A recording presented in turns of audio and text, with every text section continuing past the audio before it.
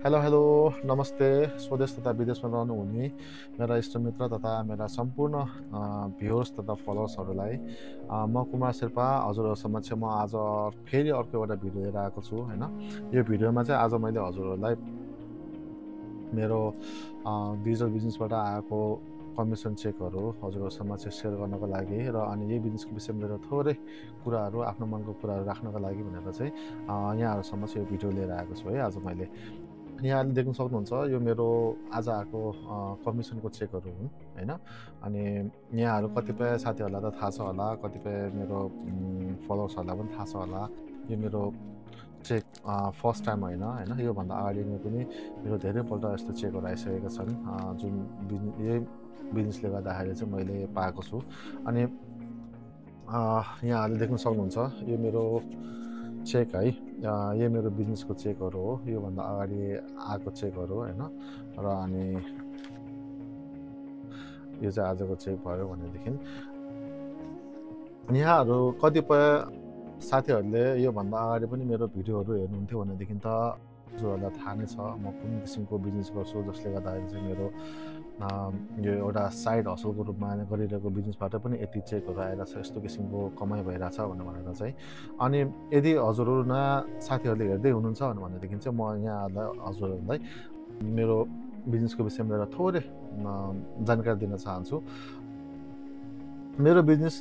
यो जुन मैले डिजिटल बिजनेसको कुरा गरिरहेको छु अहिले हजुरहरूसँग चाहिँ, यो बिजनेस भनेको चाहिँ एउटा यस्तो बिजनेस हो हैन, जुन चाहिँ हामीले social media attraction marketing business भनेर चाहिँ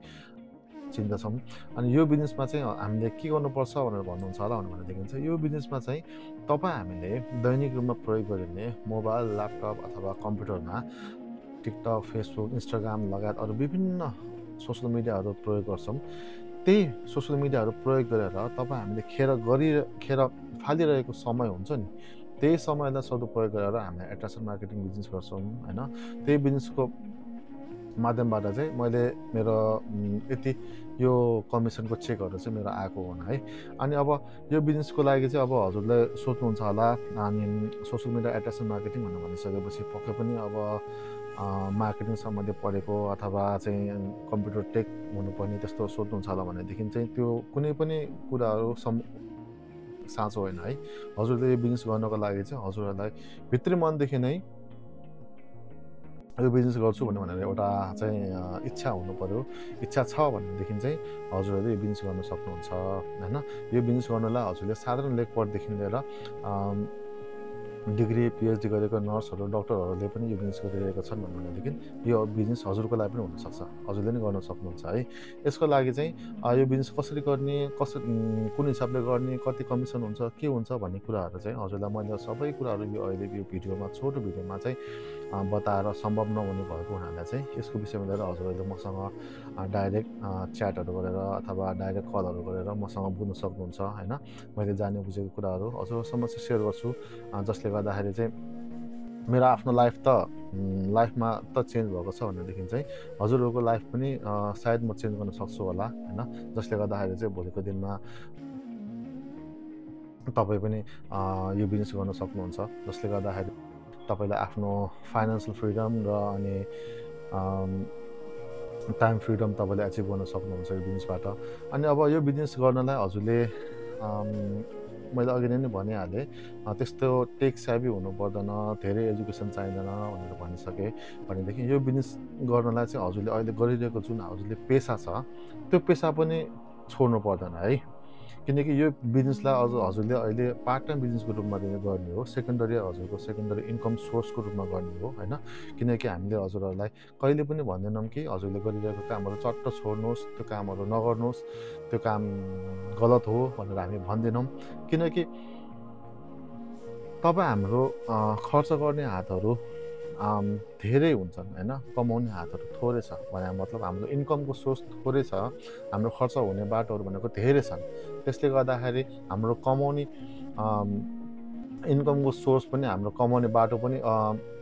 बढाउनु पर्यो। त्यो हिसाबले चाहिँ तपाईँले यो एउटा साइड हसलको रूपमा चाहिँ गर्न सक्नुहुन्छ भन्ने हिसाबले चाहिँ मैले हजुरलाई यो कुरा राखेको छु है। अनि अब यो बिजनेसको विषयमा लिएर भनिराख्नु पर्दाखेरि सुरुमा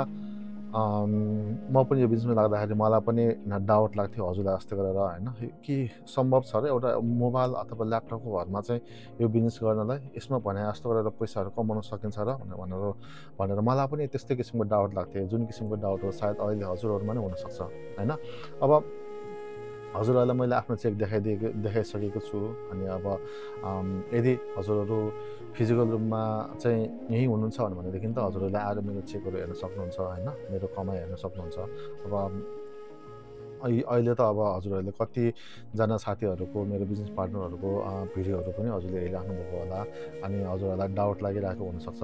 अब तपाईँ हामी कहिलेसम्म चाहिँ यसरी हेरेर बस्ने क्या अब म हजुरहरूलाई के भन्न चाहन्छु भनेदेखि सपना देख्नुपर्छ होइन तर सपना चाहिँ देख्न चाहिँ कस्तो पर्छ भनेदेखि चाहिँ सुतेर देख्ने सपनाले तपाईँ हाम्रो लाइफ चेन्ज हुँदैन क्या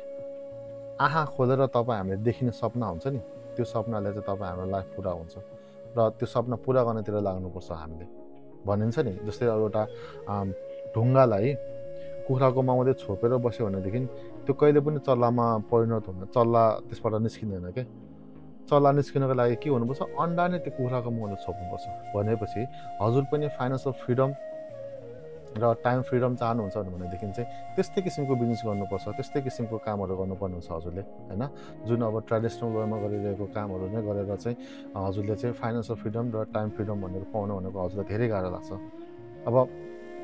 कतिपय साथीहरूलाई थाहा पनि होला अथवा थाहा छैन होला हामीले प्यासिभ इन्कम अथवा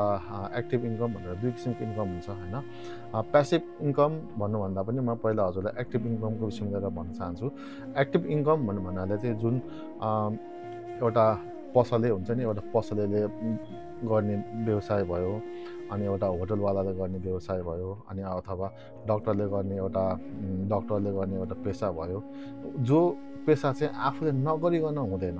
होइन नगरिकन त्यो पेसा नगरिकन चाहिँ कमाइ हुँदैन त्यसलाई एक्टिभ इन्कम भनिन्छ भनेदेखि चाहिँ प्यासिभ इन्कम भनेको के हो भनेदेखि चाहिँ एउटा सिस्टम जेनेरेट गरिसकेपछि त्यो सिस्टमबाट चाहिँ आफूले काम नगरिकन पनि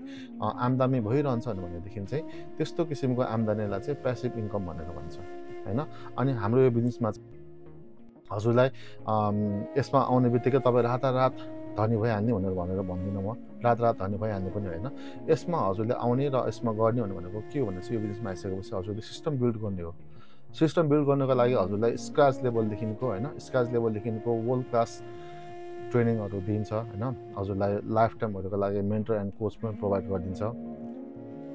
भनेदेखि चाहिँ हजुरलाई वर्ल्ड वाइड रूपमा ग्लोबल रूपमा चाहिँ कम्युनिटी पनि दिएको छ कम्युनिटी पनि छ जुनले चाहिँ हजुरलाई हरेक मोडमा हजुरलाई त्यस्तै किसिमको सहयोगहरू गर्नको लागि चाहिँ सधैँ तत्पर हुने कम्युनिटी पनि प्रदान गरेको छ यो बिजनेसमा चाहिँ त्यसले गर्दाखेरि यो बिजनेसको पोटेन्सियल धेरै हाई छ होइन हजुरले चाहिँ अब मैले यो कुराहरू सबै कुराहरू भनिराख्न अहिले सबै कुराहरू समेट्न पनि सजिलो छैन भन्ने मतलब सम्भव छैन अनि अब यो बिजनेसको विषयमा लिएर बुझ्नको लागि चाहिँ हजुरहरूले मेरो सोसियल मिडियाहरूको माध्यमबाट मेरो टिकटक फेसबुक इन्स्टाग्राम वाट्सएप यिनीहरूमा चाहिँ मेरो युजर आइडी चाहिँ LHAKON21 रहेको छ त्यसमा सर्च गरेर अथवा जुन मिडियाबाट हजुरले अहिले यो जुन सोसियल मिडियाबाट हजुरले अहिले मेरो भिडियो हेर्दै हुनुहुन्छ त्यही मिडियाबाट हजुरहरूले मसँग सम्पर्क गर्न सक्नुहुन्छ र म हजुरहरूलाई मैले सिकेको बुझेको कुराहरू सेयर गर्छु होइन जसले गर्दाखेरि चाहिँ मेरो आफ्नो लाइफ त चेन्ज भयो म हजुरको लाइफ पनि चेन्ज गर्न सक्यो भनेदेखि मलाई त्योभन्दा बेसी खुसी केमा पनि लाग्ने छैन त्यसले गर्दाखेरि यदि इफ हजुरहरू इन्ट्रेस्टेड हुनुहुन्छ आफ्नो लाइफलाई फाइनेन्सियल फ्रिडम र टाइम फ्रिडमको लागि भनेदेखि चाहिँ हजुरहरूलाई त्यस्तो इच्छा छ भनेदेखि मसँग सम्पर्क गर्न सक्नुहुन्छ अनि यति भन्दै अहिले मेरो भिडियोलाई म यहीँ टुङ्गाउन चाहन्छु अनि म हजुरहरूको मेसेज र हजुरहरूको जिज्ञासाको चाहिँ प्रतीक्षा गर्दै अहिले यहाँहरूसम्म चाहिँ म बिदा चाहन्छु नमस्ते धन्यवाद।